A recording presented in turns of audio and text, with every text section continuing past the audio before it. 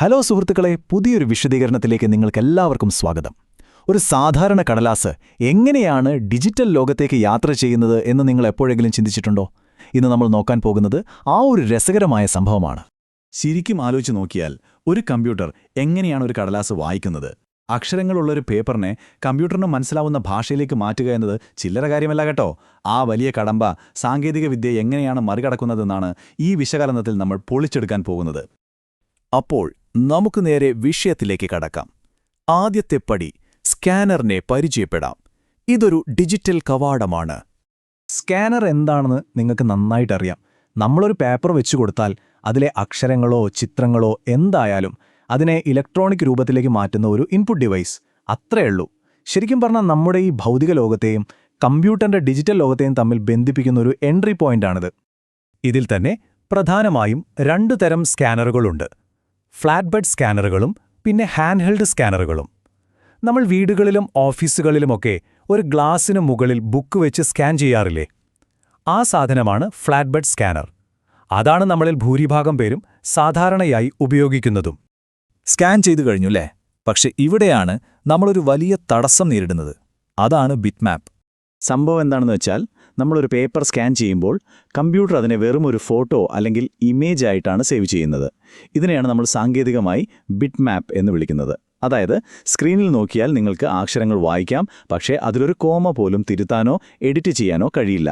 അതൊരു നിശ്ചലമായ ഫോട്ടോ മാത്രമാണ്. നോക്കാം, പക്ഷേ തൊടാൻ പറ്റില്ല, അത്ര തന്നെ. അപ്പോൾ പിന്നെ സ്വാഭാവികമായും നിങ്ങൾക്കൊരു ചോദ്യം വരും. ഈ ഫോട്ടോ പോലുള്ള ഇമേജ് നമ്മൾ എങ്ങനെ എഡിറ്റ് ചെയ്യും? വെറുതെ ഒരു ഫോട്ടോ വെച്ചുകൊണ്ട് നമുക്ക് വലിയ കാര്യമൊന്നുമില്ലല്ലോ. അവിടെയാണ് ഒരു സൂപ്പർ ഹീറോയുടെ എൻട്രി. അതെ, നമ്മുടെ ഡോക്യുമെന്റിനെ രക്ഷിക്കാൻ വരുന്ന ആ സൂപ്പർ ഹീറോയാണ് OCR. OCR ഉപയോഗിച്ച് വാചകങ്ങൾ അൺലോക്ക് ചെയ്യുന്നതെങ്ങനെയെന്ന് നോക്കാം. ഇതിലെ ഏറ്റവും കൗതുകകരമായ കാര്യം എന്താണെന്നറിയാമോ? OCR അഥവാ ഓപ്റ്റിക്കൽ ക്യാരക്ടർ റെക്കഗ്നിഷൻ എന്ന് പറയുന്നത് ശരിക്കും ഒരു ഡിജിറ്റൽ പരിഭാഷകനെ പോലെയാണ്. അതായത് വെറുമൊരു ഫോട്ടോ മാത്രമായിരുന്ന ആ ബിറ്റ്മാപ്പ് ഇമേജിനെ നമുക്കിഷ്ടം പോലെ എഡിറ്റ് ചെയ്യാൻ പറ്റുന്ന യഥാർത്ഥ അക്ഷരങ്ങളാക്കി ഇത് വിവർത്തനം ചെയ്യുന്നു. ശരിക്കും ഒരു മാജിക് പോലെ. ഇതിന്റെ പ്രോസസ്സ് വളരെ സിമ്പിളാണ് കേട്ടോ. 3 സ്റ്റെപ്പുകളാണുള്ളത്. ആദ്യം OCR ആ ചിത്രത്തിലെ വെളിച്ചമുള്ളതും ഇരുണ്ടതുമായ ഭാഗങ്ങളെ തിരിച്ചറിയുന്നു.